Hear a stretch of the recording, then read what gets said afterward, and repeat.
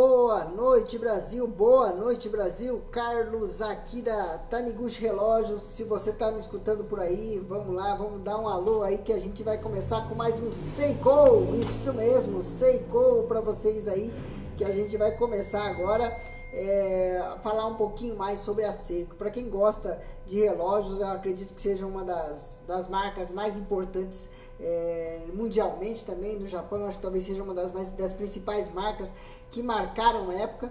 E por que não dizer então que talvez seja a maior responsável pela proliferação de relógios no mundo inteiro, porque foi a Seiko que começou justamente o quartzo, tá? E hoje o tema é justamente isso, a revolução do quartzo. Se você gosta desse tipo de relógio aí, olha só, não se esqueça aí de continuar assistindo até o fim aí, que nós vamos contar muita história legal desses relógios aí que marcaram época, que marcam época até hoje, né? Por que não dizer?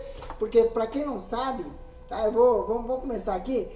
Para quem não sabe, o primeiro relógio quartzo do mundo foi esse reloginho aí, amarelinho aí, o Seiko Astron. Ele saiu em 1969, no dia 25 de dezembro de 1969.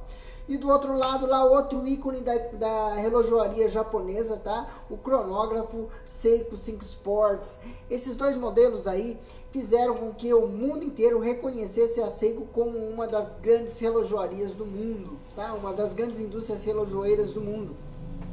E mostrou não só pro mundo inteiro, mas também aliás, não só para o Japão, mas inclusive para a Suíça, que a Seiko finalmente começava a chegar no ponto em que o Kintaro Hattori pedia, que ia estar sempre um passo à frente da sua concorrência.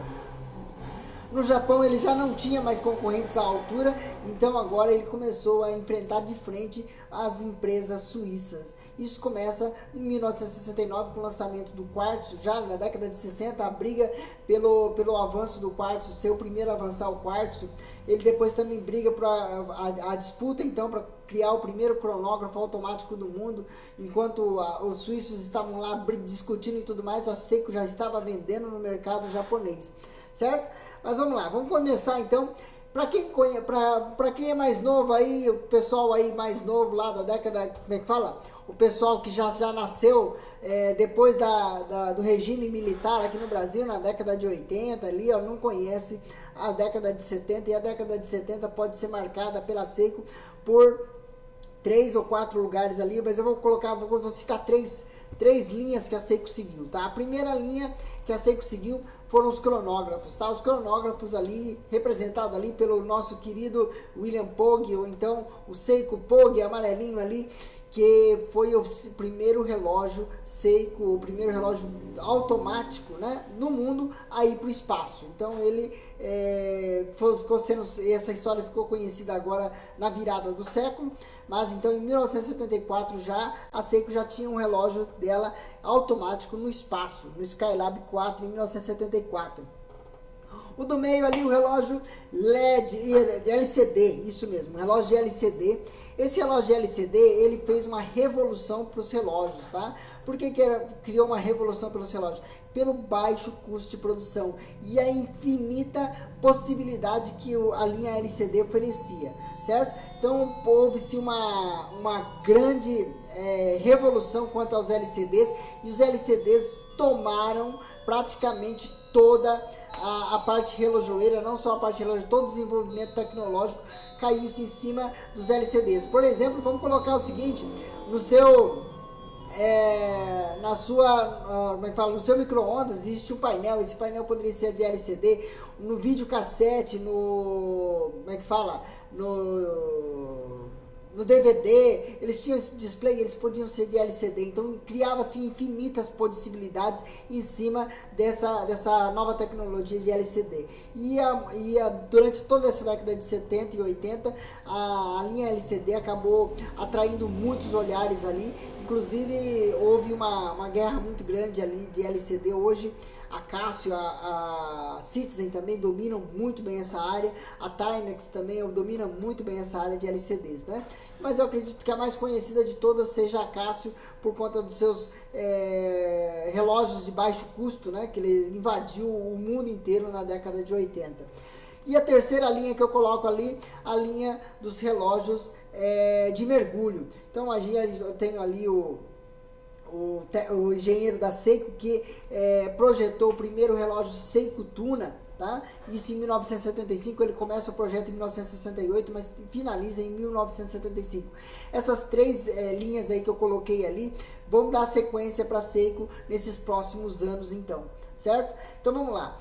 Começando então, aí quando a Seiko desenvolve então os relógios de mergulho, ela não só procura relógios um pouquinho mais consistentes, mas também procura relógios também para o povo em geral, porque o Seiko Tuna era um relógio, como é que fala? Para mergulho profundo mesmo, não era um relógio, era um instrumento de mergulho.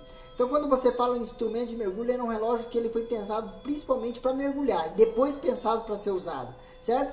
Já depois disso foi criado, então, o Seiko Turtle. O Seiko Turtles veio em 1976 para o povo em geral, tá? Em contrapartida, enquanto a Seiko trabalhava nessas duas linhas ali de relógio para mergulho, certo? Ela também trabalhava na linha de quartzo com o digital, ou então os modelos Anadigi. No caso desse pretinho aí, é o modelo que apareceu no filme do 007, tá? Então, a Seiko também trabalha então já com a linha de mergulho nos meados da década de 70 e já começa a projetar então o seu primeiro relógio de mergulho quartzo, tá? Que é esse Seiko Tuna Golden Tuna que eles chamam, tá? Por conta de um design que eles usaram um pouquinho ali, o design ali, e esse de titânio, e ele acabou ficando meio dourado, então acabou sendo conhecido pela população, pelos usuários como Seiko Tuna, tá? Esse Seiko Tuna aí, ele foi testado, inclusive, em mergulhos profundos, e para vocês terem uma noção, eles levaram esses relógios para ser testados em alto mar. E eles testaram ele e mandaram eles para mais de 1000 metros de profundidade, isso mesmo. Isso aqui nós temos ali o submarino branco ali que foi testado nos meados da década de 80, esse modelo, o primeiro Seiko Tuna foi testado e ele chegou a 1000 metros de profundidade, um pouquinho mais de 1000 metros, se não me engano 1059 metros, e os relógios continuaram funcionando normalmente, tá? E depois, com esse submarino amarelo ali, eles prenderam o Seiko Tuna no pulso dele e ele trabalhou por mais de 3 dias com profundidades de mais de 1000 metros e não teve problema nenhum. Cabe se lembrar que esse segundo relógio aí, ele foi projetado para 1000 metros. Só que daí eles fizeram também um teste de profundidade. Então eles colocaram o Tuna 1000 no quartzo e o Tuna 1000 automático. E nós temos ali o Tuna automático chegando a 4.299 metros de profundidade e voltou funcionando normalmente. Então talvez o recorde mundial em termos de profundidade de um relógio que foi testado já. E a gente pode considerar, inclusive, que a Seiko levou muito a sério esses testes, e tanto é que hoje ela é considerada um dos melhores relógios de mergulho no mundo, inclusive ajudando até mesmo a plataforma ISO a criar as características que um relógio diver deveria ter, justamente para poder suportar mergulhos profundos. Em contrapartida a isso, a gente falava também da linha LED. A linha LED começa então a mostrar as suas outras facetas, né? No caso aqui nós temos aqui, olha, o relógio, o TV Watch, né? Ou seja, o relógio televisão. Ele foi utilizado no filme do 007 ali, só que no filme do 007 eles colocaram ele como se ele fosse colorido, e na verdade ele era preto e branco, tá? E ali do lado direito ali nós temos como é que era realmente o relógio. Então ele tinha um relógio, era acoplado um plug em cima onde você poderia escutar o som dele, mas daí esse som era captado pelas antenas de FM, tá, pessoal? Então as imagens eram detectadas e colocadas no display de LCD no relógio, porém o som era captado pelo aparelho e colocado no seu ouvido através de linhas de FM. Era um relógio muito, como é que fala? Muito avançado para sua época, tá? Porque o custo dele acabava ficando muito caro e como é que fala? A bateria dele provavelmente não aguentava muito tempo, porque consome muita bateria para poder manter uma transmissão, certo? Então vamos lá, continuando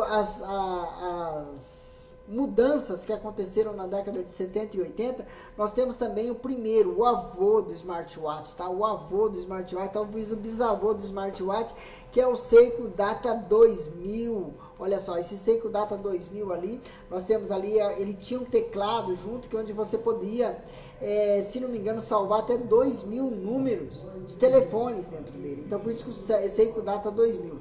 E ali embaixo, ali mais outro modelo ali, só que esse aí também, já usando a tecnologia LCD, você pode notar que não existe mais ponteiros, os ponteiros já sumiram ali e eles utilizam a própria tela de LCD para criar os ponteiros ali, para marcar as horas. Ele se torna um Anadigi completamente digital, tá? Então, para você ver como é que o avanço tecnológico não ia para o lado dos automáticos, ia para o lado do LED, ia para o lado do quartzo. Tanto é que a Seiko abandonou os automáticos e começou a criar os quartzo para mergulho. Então, na década de 70, então na década de 80 e 90, nós temos uma redução da produção de relógios automáticos. Tanto é que, nesses 20 anos, a Seiko só atualizou os calibres dela no início da década de 90, quando ela lançou o 7S.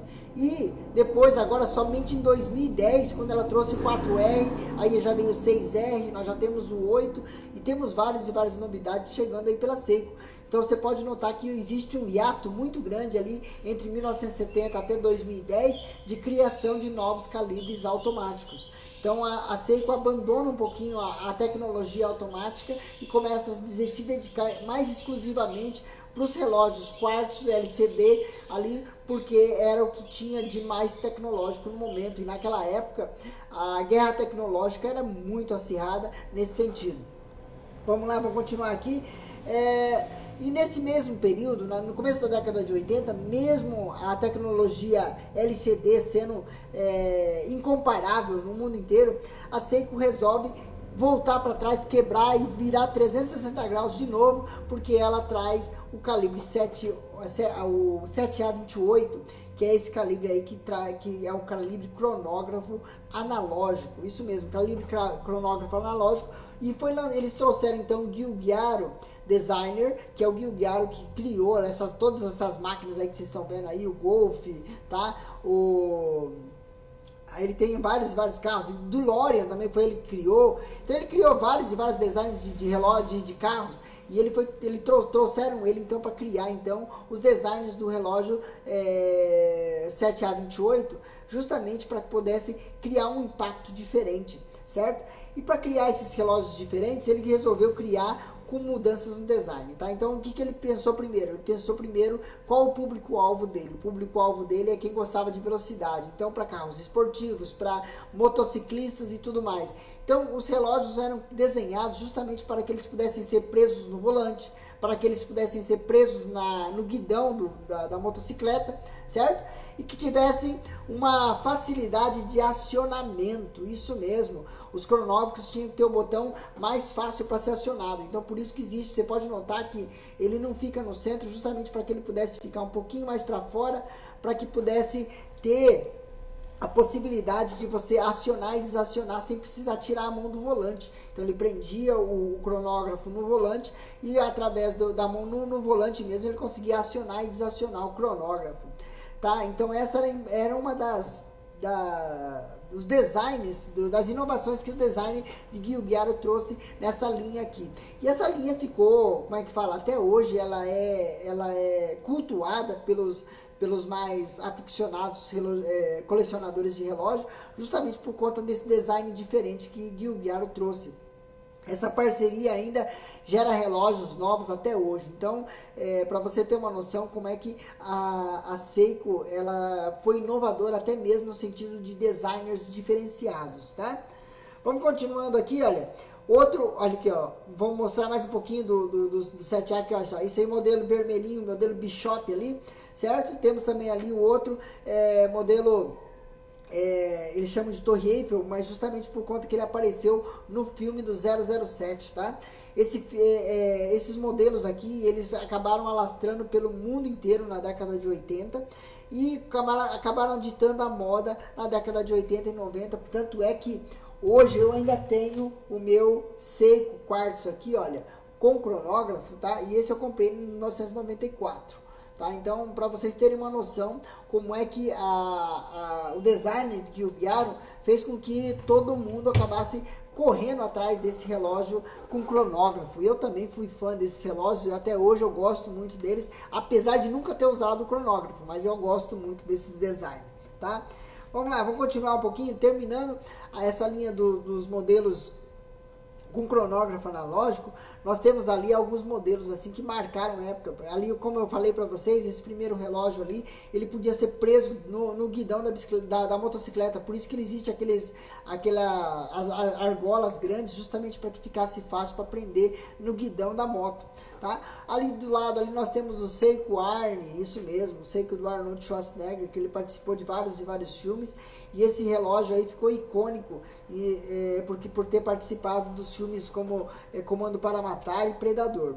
E embaixo talvez um dos mais renomados, agora fugiu o nome dela, Ripley, isso mesmo, o Seiko Ripley. Tá? Esse relógio que a Sigourney Weaver usava no filme Aliens, ele não foi contratado para o filme, tá, pessoal? O pessoal do filme usou ele por achar ele um pouco futurista demais, então acabaram usando um relógio ali, mas assim, houve pagamento de merchandising, com certeza houve, mas a escolha do relógio foi feita pelo próprio pessoal do set de filmagem.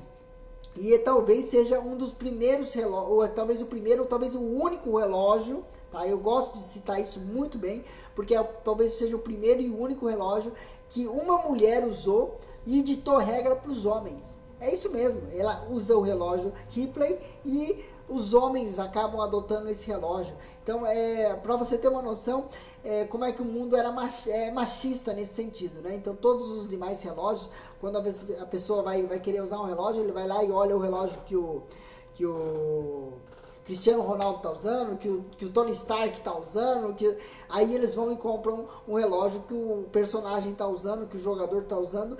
Porém, é muito difícil você ver uma mulher usando um relógio e ela acabar ditando regra para os homens. E esse modelo foi o que aconteceu. Ela usou esse relógio no filme e acabou explodindo para o mundo inteiro. Então é uma das coisas icônicas da década de 80 que vocês deveriam estar um pouquinho mais cientes nesse sentido. Vamos lá. Vamos continuar aqui, olha. E para terminar o nosso capítulo de hoje, tá? Para terminar o nosso capítulo de hoje, também com o avanço da linha Quartzo, tá? Com o avanço da linha Quartzo, começou a se criar um problema ambiental. Por que problema ambiental? Quanto mais relógios, mais pilhas. Quanto mais pilhas, precisava ter substituição de pilhas. E as pilhas levam muito tempo para se decompor na natureza. Então começava a criar-se então um problema muito sério na questão ambiental. Então a Seiko começou a pensar em maneiras para que as baterias pudessem durar mais tempo, tá? Então aí eles começaram a criar tecnologias como a tecnologia Kinetic e a tecnologia solar, tá? A tecnologia Kinetic, ela usa o mesmo sistema do relógio automático, onde o rotor vai girando ali, vai gerando energia através das duas bobinas que tem ali, e essas bobinas servem como um gerador de energia, como se estivesse passando, girando ali, e você gera energia através dessa bobina conforme você usa o relógio. E a tecnologia solar, como mostra ali no desenho, é muito simples, é a mesma coisa de uma placa solar que você usa hoje nas casas, né? Então você captado a luz solar por aqui, ó, ou a luz, até mesmo a luz de LED hoje já serve, ela passa pelo mostrador, tem as placas fotovoltaicas ou fotoelétricas que captam a energia ali embaixo e transformam ela em energia e acumula dentro do capacitor. Essas duas tecnologias são fornecidas pela Seiko até hoje, inclusive existem relógios Kinetic e relógios Seiko Solar até hoje, e é uma tecnologia que talvez não acabe tão cedo, porque é uma das situações hoje que já são baratas para Seiko, e uma solução barata, né? E de longo prazo, porque você coloca um relógio solar hoje, você tem uma autonomia para 8, 10 anos, segundo a fábrica, mas eu tenho já conhecimento de alguns relógios que chegaram a durar 15, 18 anos sem precisar trocar o capacitor. Então, por conta disso,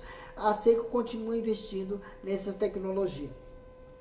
Para semana que vem eu vou falar um pouquinho mais para vocês sobre os relógios como é que fala? Essa virada de século agora, então vai começar a chegar os Spring Drive, os relógios, o renascimento do Gran Seiko, né?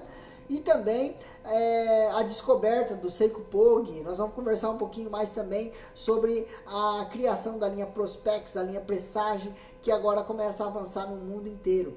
E então, vamos ver se vai dar tempo ainda para semana que vem falar o que vamos ter daqui para frente também na Seiko.